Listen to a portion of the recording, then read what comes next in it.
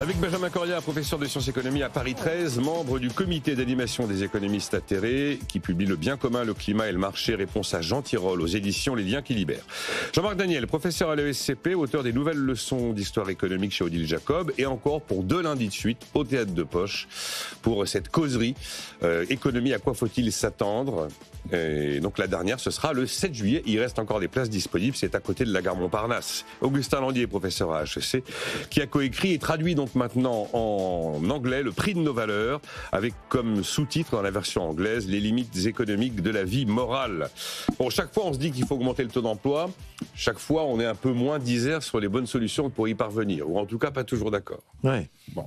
Alors, on débattait ce matin, Jean-Marc, des mécomptes de l'économie américaine. Moi, j'avais tendance à dire que Donald Trump avait probablement appuyé sur plein de mauvais boutons et que comme il n'était pas idéologue, quand il verrait que le risque de récession n'est plus forcément un risque mais une certitude, il fera demi-tour, sans difficulté. Et vous décriviez quelque chose de plus profond en parlant d'une économie américaine tiers-mondisée. Oui, absolument. Je crois qu'on a... Et on a eu le débat dans le couloir en sortant. Je dis, mais Jean-Marc, c'est un tiers-mondisé quand on a les 7 magnifiques, tiers-mondisé quand on a les 8 meilleures universités sur les 10 premiers au monde, quand on a 800 bases... Il est en train de les détruire. Hein. 800 bases militaires à travers la planète, un PIB par habitant 2 fois supérieur à celui de la France. Voilà, mais pourquoi je dis tiers-mondisé, quoi.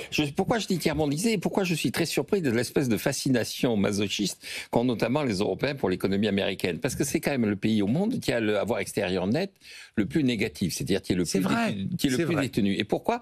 Parce que c'est le pays qui a le déficit extérieur le plus important. Quand vous regardez les statistiques de balance des paiements courants, vous apercevez que les 2/3 des déficits sont portés par les États-Unis. C'est-à-dire que vous avez des pays en déficit, des pays en excédent. Les pays en excédent, ils sont assez facilement reconnaissables. Oui. C'est le Japon, la Chine, les États-Unis, les Pays-Bas. Non, pas les États-Unis. L'Allemagne, l'Italie. Et puis en face, vous avez effectivement les grands déficitaires. Donc vous avez le Royaume-Uni. Puis surtout, vous avez les États-Unis. Mais pour les États-Unis, c'est un modèle économique. Et oui, mais ce que je trouve... C'est le seul pays qui en a fait un modèle économique. Oui, alors ce qu'il y a, c'est que, pour en revenir à Trump, et pourquoi je dis qu'ils sont tiers-mondisés, parce qu'il y a autour de Trump, et pas uniquement autour de Trump, il y a toute une partie des économistes américains, je parle sous le contrôle d'Augustin, qui sont en train de dire que ce qu'on a présenté comme étant le privilège exorbitant qui permettait de vivre au-dessus de ses moyens aux États-Unis grâce au dollar, est en train de devenir un fardeau exorbitant. C'est-à-dire, ils disent, ça a maintenu un taux de change du dollar qui était beaucoup trop important par rapport à l'efficacité réelle de l'économie américaine. On parle de compétitivité, ils disent un pays compétitif est un pays qui dégage des excédents extérieurs. Or, nous sommes de très loin le plus gros déficit extérieur. On parle de croissance économique, et la croissance économique, en fait, elle est nourrie par le déficit budgétaire, avec comme conséquence que ce déficit budgétaire génère une masse d'intérêts colossale, 1000 milliards de dollars d'intérêts à verser. Scott Bessent, le secrétaire au Trésor, commentant récemment les chiffres du Japon, puisque à l'occasion du G7, il y a des gens qui ont dit, mais écoutez, il y a des pays qui vont pas si bien que ça, le Japon a un déficit de sa balance commerciale de 80 milliards de dollars. Et Scott Bessent a dit, sauf que 80 milliards de dollars, c'est la somme que nous versons au système financier japonais au titre de la rémunération de notre dette publique. Donc le contribuable américain, en réalité, paie les importations du citoyen japonais. Donc c'est un pays qui est en fuite en avant dans la dette et le déficit qui constitue effectivement l'essentiel de sa source de croissance. Avec un résultat, c'est que indépendamment de la charge de la dette, le deuxième budget, c'est le budget militaire. Et là aussi, les Américains commencent à dire, mais nous sommes les mercenaires de la planète. Ce budget militaire, il permet à des pays comme l'Europe ou le Japon de considérer qu'ils sont défendus. Et eux, ils ne paient rien pour se défendre, puisque c'est nous qui les défendons. C'est l'objet du sommet de l'OTAN. Oui. Et donc, le discours, c'est de dire, l'élément qu'on met en avant comme étant notre force, en fait, est en train de nous ruiner. Le dernier élément que je dirais, avant de donner la parole à mes co-débatteurs, c'est que vous prenez le discours de Gavin Newsom, le gouverneur de Californie, qui est en train de devenir l'opposant. Il dit, il y a un vrai problème dans ce pays qui est un problème d'inefficacité. Il y a un vrai problème qui est un problème de sous-productivité dans ce pays. Mais ce problème n'est pas le problème de la Californie. Et il dit, Donald Trump est en train, au travers de ses droits de douane, d'essayer de corriger le déficit extérieur américain, qui est un problème qui ne nous concerne pas. Nous, donc, Californiens. Nous, Californiens. Et donc, nous sommes la 4e économie du monde. Nous pouvons vivre sans les États-Unis. Oui. Bon. Et non, je crois qu'ils se sont posés comme étant la 4e économie du monde. Et donc, le discours de Newsom, c'est de dire, mais à la limite, même cet élément clé d'un pays qui est la solidarité, nous ne la reconnaissons plus. Donc, je dis, c'est un pays qui est en train de s'abaisser et de se tiers-mondiser. Ouais. Lecture, Augustin Landier, de ce qui se passe aux États-Unis. Il faut reconnaître que les premiers résultats obtenus ou non obtenus par Donald Trump ne sont quand même pas tellement prometteurs. Alors, je trouve que la question que pose Trump, c'est qu'est-ce que ça prend de détruire la réputation d'un pays? Est-ce que ça prend beaucoup de temps? Est-ce que ça peut arriver très vite? Et puis la deuxième question, c'est quel est l'impact sur son économie, sur la perception par l'extérieur? C'est vrai que moi, je suis assez interloqué par le fait que, pour l'instant, les impacts de marché, la valorisation des entreprises américaines, par exemple, n'a pas été affectée par l'espèce de cirque politique qui prévaut aux États-Unis. Et puis l'instabilité incroyable des normes. Et le fait que, justement, des normes sociales sur la gouvernance, la gestion des conflits d'intérêts, l'indépendance de la Banque centrale, tous ces éléments qui étaient vus comme l'avantage comparatif des États-Unis, d'avoir vraiment construit un système où les règles du jeu pour faire du business étaient vraiment très précises et un contrat était un contrat, on pouvait compter dessus. Donc ça, c'est remis en cause, effectivement, par le discours de Trump et le niveau de corruption un peu comme ça assumé, finalement, de son administration. Et ça, c'est très surprenant, effectivement, que ça n'ait pas plus d'impact pour l'instant sur même les valeurs de marché des entreprises américaines. Après, il y a un impact sur le dollar quand même. Il y a un impact sur le dollar. On est à 1,17 $ pour 1 euro. Ouais. Donc sur le dollar, on n'a pas vu ça depuis plus de 3 ans. Et après, je pense que effectivement, ce conflit Californie versus État fédéral est un peu clé. C'est-à-dire que c'est une fédération, c'est un endroit où on peut bouger d'un État à l'autre. D'ailleurs, la Californie elle-même est vraiment en concurrence en ce moment avec le Texas, avec la Floride, une partie de la tech, une partie de la finance est attirée par ces endroits. Donc cette concurrence, elle discipline un peu quand même aussi ce qui se passe. C'est-à-dire que les États peuvent se substituer à l'État fédéral sur un certain nombre de sujets. Mais voilà, je pense que on va voir vers quoi ça converge. Et la question essentielle, c'est quand même ce mécanisme de double déficit sur lequel repose l'économie. Je sais pas si, moi, je considère que c'est le même. Enfin, indépendamment de Trump, c'est un mécanisme qui est délétère et qui existe depuis Reagan. C'est-à-dire, le double déficit apparaît sous Reagan. À l'époque, il est justifié par la facture pétrolière. Maintenant, les États-Unis sont en situation d'être exportateurs nets de pétrole. Et il y a toujours les doubles déficits. Ah ben, ils vont avoir une production 2 fois supérieure à celle de l'Arabie Saoudite. Tiers-mondisé, Benjamin Correa, l'économie américaine. Moi, je n'aurais pas employé l'expression tiers-mondisé, bien que je la trouve intéressante, parce que dans le tiers-monde, on trouve des grandes villes modernes. Bon, voilà. Mais ce qui m'a toujours frappé dans le cas des États-Unis, et ce qui m'inquiète, si je peux dire, c'est le côté... ça a toujours été une économie désarticulée, ça a toujours été une économie avec des contrastes extrêmement grands. Moi, je me souviens que mon dernier voyage en Californie, donc j'étais à Berkeley, donc à San Francisco, avec toutes les douceurs et les merveilles de Berkeley et de San Francisco. Puis j'ai loué une voiture et je me suis promené à l'intérieur de la Californie. J'ai fait 100 miles et j'avais l'impression d'être dans une série B américaine, c'est-à-dire avec des roulottes, des villes de roulottes, en Californie, des villes de roulotte. Vous rentrez dans un bar et vous avez une jeune femme avec un chapeau texan et des bottes blanches et qui vous disent « Hello, how are you today ?» Bon, à 100 miles, bon, voilà. Alors, qu'est-ce qui m'inquiète? Bon, c'est choquant, ça. Non, mais... Si, c'est très choquant parce que c'est deux mondes. C'est deux mondes. Mais... Entre le monde de Berkeley, que vous devez connaître, et le monde de cette jeune femme qui gagne sa vie comme elle peut, etc. C'est deux mondes. Bon, alors moi, ce qui me frappe, c'est que là, maintenant... Trump est en train d'organiser un monde contre un autre et il est en train d'organiser le mauvais monde, si j'ose dire, contre le bon, c'est-à-dire le monde des revanchards, le monde des MAGA, pour parler vite, dont il se sert comme un instrument pour détruire l'ancien. Il utilise les MAGA pour détruire Harvard. Il utilise les MAGA pour détruire Columbia. Bon, je veux dire, c'est ça qui m'inquiète. C'est-à-dire que, d'une part, il y a tous les éléments macroéconomiques que vous avez indiqués, et en particulier, je suis d'accord avec vous, le cœur de l'affaire, c'est le double déficit de Reagan, et qui est revenu aujourd'hui de manière extrêmement forte, alors qu'ils avaient réussi à vivre avec dans des conditions un peu meilleures, notamment sous Clinton. Mais maintenant, c'est utilisé non pas comme une différence qu'il faut résoudre, si je peux dire,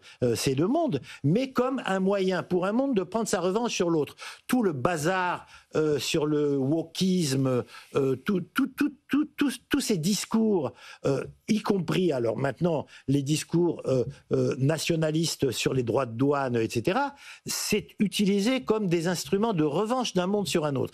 Et ça m'inquiète énormément. Et donc la question se pose de savoir effectivement, encore une fois, je suis d'accord, combien de temps ça va durer ? Combien de temps ça va durer ? Alors justement, combien de temps ça va durer ? Parce que moi je disais, Reagan, ça le ramène quand même il y a pas mal d'années, et je disais, ce monde de double déficit, très élevé ou moyennement élevé, c'est un business model en fait, qui repose sur la puissance du dollar. Et la puissance du dollar, est-ce qu'aujourd'hui, selon vous, eh bien, cette puissance du dollar est en train d'être mise en cause. Madame Lagarde s'est exprimée tout récemment en disant qu'elle aimerait bien avoir un euro mondial, et pourquoi pas un euro qui supplante le dollar. Et ça, ce serait un game changer. Je reviens sur cette idée du privilège exorbitant, de la puissance du dollar et tout ça. Ce que je trouve intéressant, c'est, et puis je veux faire une remarque par rapport à l'histoire de Trump et de tout ça. Mais ce que je trouve intéressant, c'est que effectivement, les Américains commencent à se dire, est-ce que ça n'a pas été une mauvaise drogue, ce dollar qui nous permettait de vivre au-dessus de nos moyens? Parce que progressivement, effectivement, ça a alimenté ce business model, justement. Ce business model qui fait que nous sommes progressivement dépossédés de nous-mêmes. Oui. C'est-à-dire, il y a toute une partie qui dit ça nous a fait perdre de la compétitivité, parce que contrairement à ce qu'on nous raconte, les États-Unis ne sont pas compétitifs, donc toute une partie de l'industrie a disparu à cause de cette maintien d'un taux de change du dollar trop élevé. Et la deuxième chose, c'est qu'effectivement, les gens qui ont reçu ces dollars qu'on leur donnait, pendant un certain temps, déjà Nixon l'avait dit, il avait dit, les gens qui reçoivent les dollars, il faut bien qu'ils en fassent quelque chose. Ils sont en train de vider nos caisses. Ils sont en train de prendre notre or. Donc j'arrête, je leur dis, vous n'avez pas le droit d'accéder à l'or. Et donc, puisqu'ils n'accèdent plus à l'or, ils accèdent à la bourse, ils accèdent à l'immobilier à Manhattan. Quand vous regardez le taux de propriété étrangère qu'il y a à Manhattan, c'est une des zones du monde les plus détenues par des étrangers. Et donc, vous avez une situation dans laquelle, effectivement, les Américains eux-mêmes se disent, avoir la monnaie mondiale, ça a été au début une espèce de drogue adoucissante, et c'est en train de devenir un vrai problème. Et effectivement, là où on rejoint ce que disait Clinton, Clinton avait dit en 1992 dans sa campagne, on vit au-dessus de nos moyens, et il y a un discours célèbre devant les sidérurgistes en disant, je ne vais pas faire des droits de douane pour protéger la sidérurgie américaine, je vais faire en sorte que les sidérurgistes aient la formation leur permettant d'exercer un autre métier. Il y a un célèbre discours dans les primaires où devant les sidérurgistes, il dit, je ne vais pas vous protéger, je vais protéger je vais pas protéger cette usine, c'est vous que je vais protéger. Ce qui m'intéresse, c'est pas la sidérurgie américaine, c'est l'Amérique. Et donc protéger les individus. Les individus. Et donc là, Trump, lui, il répond en disant, non, moi je vais protéger la sidérurgie américaine. Donc je pense qu'il est totalement à côté de la plaque, mais il est dans la même logique intellectuelle qui consiste à constater que le double déficit est un vrai problème, et autour de lui, on lui dit, non seulement c'est un vrai problème, mais en plus, ça a des conséquences monétaires qui ne sont pas aussi avantageuses qu'on ne le pensait. Quant à le dollar devient le problème des États-Unis. Des États-Unis. Quant à la capacité, effectivement, d'être le leader sur le plan intellectuel, il y a dans le site The Conversation, là, que vous connaissez tous, il y a un papier qui arrive des États-Unis où ils disent, il y a eu l'année dernière 15 000 articles dans des revues scientifiques qui ont été acceptés. Sur ces 15 000 articles, il y en a pas 15 000 qui révolutionnent la recherche. Et donc, il y a un vrai problème une espèce d'inflation dans le discours, dans l'action sur la recherche et tout ça, qui fait qu'on est passé de la logique de la qualité à la logique de la quantité, et cette logique est en train de détruire notre capacité à produire effectivement du progrès, de l'innovation, de l'intelligence. Et donc je crois qu'il y a un système qui est présenté de façon statistique en quantité comme étant particulièrement efficace et qui en fait en qualité est en train de se défaire. Augustin, moi je trouve quand même la domination technologique, elle reste là. Après, est-ce qu'elle va être affectée? Mais voilà, pour l'instant, on est tous là à payer nos 20 € à OpenAI. C'est incroyable en fait la capacité d'avoir été le venture capitaliste du monde. Donc effectivement, ils empruntent, mais ils transforment ça en equity dans des projets très risqués. Mais on se retrouve tous à quand même payer des abonnements à des tas de grosses entreprises américaines. Mais avec simplement le fait qu'il y a 28 États où dans les conditions qui sont annoncées par les gouverneurs, c'est avant de prendre un pont, vérifier la situation de ce pont, parce que les États sont dans le réseau routier est dans un état délabrement absolument incroyable. Augustin, un déficit de temps de parole. Hein, mais oui, allez-y. Non, mais voilà. Non, je pense qu'il reste un niveau de créativité et de prise de risque en fait dans le business qui est sans commune mesure. Donc là, pour l'instant, je vois pas en fait ce déclin. Tant que le rêve de l'intelligence artificielle n'est pas prouvé comme étant une imposture, je suis désolé, ça reste là que ça se passe, quoi. Ça reste. Et le double déficit, ça vous inquiète pas? Mais ça fait des années. C'est l'histoire des États-Unis, venture capitalistes du monde. C'est le papier de Gourincha, CLN Ray. C'est effectivement les gens investissent aux États-Unis pour transformer ça en equity. À la fin, c'est l'Amérique qui gagne, hein, généralement. À la fin, c'est l'Amérique qui gagne. Ça fait le Nasdaq. Sauf que si je peux me permettre, je crois que c'est absolument incontestable. Hein, la supériorité technologique des États-Unis, notamment pour tout ce qui concerne les technologies de l'information, parce que dans d'autres domaines, ça peut être un peu différent. Mais ce qui est très inquiétant, c'est que entre les barrières mises sur l'immigration, y compris des gens qualifiés, on l'a vu avec Elon Musk, qui a hurlé contre le fait qu'on voulait empêcher de faire venir les Indiens, les Chinois et les Coréens qualifiés, et il s'est adressé à MAGA en leur disant, au lieu de manger des pommes frites devant votre télé, occupez-vous de faire aller vos gosses à l'école, parce que les gens qualifiés, c'est pas vous qui les formez, on est obligé de les faire venir de l'étranger, d'un côté.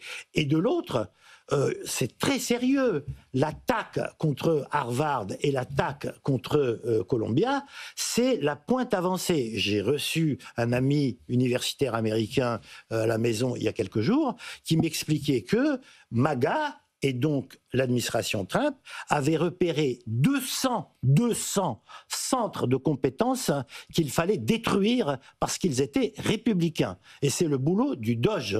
Le boulot du Doge, c'est d'attaquer ces 200 centres et de les réduire. Donc, je veux dire, l'esprit de revanche dont est porteur cette administration fait que on va voir, je ne pense pas que la suprématie technologique américaine va disparaître. Et celle du dollar. Mais il y a un vrai problème. Et celle du dollar, Benjamin Correa, la suprématie du dollar. La suprématie du dollar, on va voir qu'est-ce qui va se passer avec la poursuite ou non de la politique sur les barrières douanières. Je pense que ça va se jouer là. D'accord. Bon, ce qu'on a vu quand même, c'est que c'est allé assez loin, puisque le taux des obligations, au lieu de baisser, a augmenté. Donc, je veux dire, il y a un vrai danger s'il continue dans cette voie, et il est totalement imprévisible, mais je pense quand même que c'est un noyau dur de MAGA, les droits de douane. Je ne pense pas qu'il va y céder comme ça. On va voir. Oui, juste deux remarques avant de rebondir sur un autre sujet, mais je pense qu'effectivement, comme on le disait d'ailleurs tout à l'heure dans la matinale, je pense qu'effectivement, je rejoins Benjamin, c'est un noyau dur cette histoire de droits de douane. C'est-à-dire il y a un diagnostic clair qui sont les doubles déficits, et ce diagnostic dépasse Trump. Il est antérieur à Trump et il dépasse Trump. Et les gens qui l'entourent, que ce soit Peter Navarro, que ce soit Stéphane Miran et tout ça, ils font en plus le procès du passage au change flottant en disant que la promesse qui avait été faite d'un équilibre des balances des paiements courants par les changes flottants n'a pas été tenue. C'est vrai d'ailleurs. C'est vrai. Et donc il y a un échec. Je retrouve Jean-Marc Daniel, fan des taux fixes. Voilà, absolument. Il y a un discours qui consiste à dire il y a un échec d'une pensée qui était celle des années 70 autour du libre-échange et d'échanges flottants, et ils disent, nous, on va revenir protectionnisme, échange fixe. Et donc, c'est quelque chose qui dépasse Donald Trump. Alors, lui, ça devient obsessionnel, c'est-à-dire qu'au moment du Festival de Cannes, les cinéastes américains ont constaté qu'ils avaient perdu des parts de marché, et donc, dans le débat qu'il a entre la Californie et lui, donc toujours Gavin Newsom a dit, avec vos histoires, votre façon de gérer le pays, la perte de crédibilité du pays, le cinéma en souffre. Il a dit, je vais mettre des droits de douane sur les films, comme s'il y avait des films autres qu'américains aux États-Unis. Enfin, je parle devant quelqu'un qui a vécu aux États-Unis, je pense que dans un cinéma américain, il n'y a que des films américains. Oui. Mais et la deuxième remarque que je ferai, c'est que je pense que effectivement, là aussi, je rejoins ce que dit Benjamin Correa, une des forces des États-Unis, c'était la technologie, c'était l'éducation, c'est en train de se déplacer. La jeunesse, la technologie, l'intelligence, on n'arrête pas de parler de Bangalore, vous allez retrouver là l'obsession sur Mumbai. Je pense que la jeunesse, l'intelligence, la technologie est en train de se déplacer vers l'Asie du Sud, et les États-Unis sont en train de commettre une double erreur. La première, c'est effectivement de se couper de ce monde-là, et la deuxième, c'est d'en refuser l'apport en termes de compétences et de population. C'est un peu ce que je disais à 7h10, quand je disais que justement, on avait coupé dans les budgets de recherche, on avait pris des postures très très fermes sur l'immigration, et que c'était l'Amérique avait besoin de l'inverse. Et absolument, et donc c'est pour ça qu'elle est entière de se tiers-mondiser. Sur la suprématie du dollar, c'est une question qu'on pose assez régulièrement. J'ai certains invités, comme Patrick Artus, convaincus qu'il n'y aura pas d'alternative au dollar, Augustin Landier, que le dollar va conserver sa position de monnaie de réserve, et d'autres qui se posent la question, voire espéreraient que ce ne soit plus le cas. Est-ce que vous avez un avis là-dessus ? Non, je pense que la donne est en train de changer. Donc effectivement, le dollar, il y a une question de crédibilité sur le dollar. Qui est réellement posée. Le pétrole n'est pas ce qu'il était autrefois. Donc le pétrodollar, l'équilibre pétrodollar bouge aussi. Et après, il y a la fracture en trois blocs s'accentue. C'est vrai qu'il y a vraiment des sphères différentes. Après, est-ce que l'Europe a une sorte de carte à jouer pour être un espèce d'îlot justement de bonne gouvernance, de stabilité, avec à l'abri des excentricités, etc. Je ne sais pas. Je pense qu'au fond, la construction européenne reste fragile. Elle reste aussi très vulnérable. Donc, il se trouve qu'aux États-Unis, si on se retrouve dans 3 ans avec un recentrage, et finalement cet épisode de Trump aura été une sorte de stress testing qui montre que des choses un peu extrêmes peuvent se passer, le cirque n'a pas les effets réels qu'on attendait. Là, le diagnostic changera en fait. On se dira, ça résiste à ça. La démocratie américaine a été conçue pour résister à ça. Et vous savez, les institutions aussi se réinventent. Je pense que les universités américaines en ce moment font aussi un petit peu leur mea culpa et s'interrogent aussi sur ce qu'elles auraient dû faire mieux. Donc il n'y a pas de fumée sans feu. C'est-à-dire qu'il y a quelque chose, il y a une graine de vérité en fait dans l'attaque, dans le système qui porte sur le système universitaire américain actuellement, qui est que il n'a pas fait le job en fait de former la jeunesse, de garantir le pluralisme à l'université. Donc il est au purgatoire. Je pense pas que ça soit durable. C'est-à-dire que je pense qu'il en sortira plutôt renforcé et capable de s'interroger sur lui-même. En tout cas, j'ai l'impression que c'est ça qui se passe en ce moment dans pas mal d'universités. Après, je suis d'accord que toutes ces attaques sont complètement prises littéralement. Enfin, le discours MAGA est insupportable et pas légitime. Mais on verra s'il s'agira d'une passade temporaire ou si vraiment il y a eu un shift irréversible. Mais quand j'écoute Augustin, à la fin, c'est l'Amérique qui gagne quand même. C'est un peu mon avis aussi. Oui, Benjamin Correa, allez-y. Non, sur le dollar. Sur le dollar. Il est au plus bas depuis 3 ans et le franc suisse au plus haut depuis 10 ans. Oui, non, sur le dollar, moi je pense que c'est pas joué son déclin ou pas. Et je pense que ça va dépendre, parce que c'est un peu toujours pareil. Il faut regarder de quel côté vont se déplacer les grands flux d'échanges, voilà, dans les 15 ou 20 prochaines années.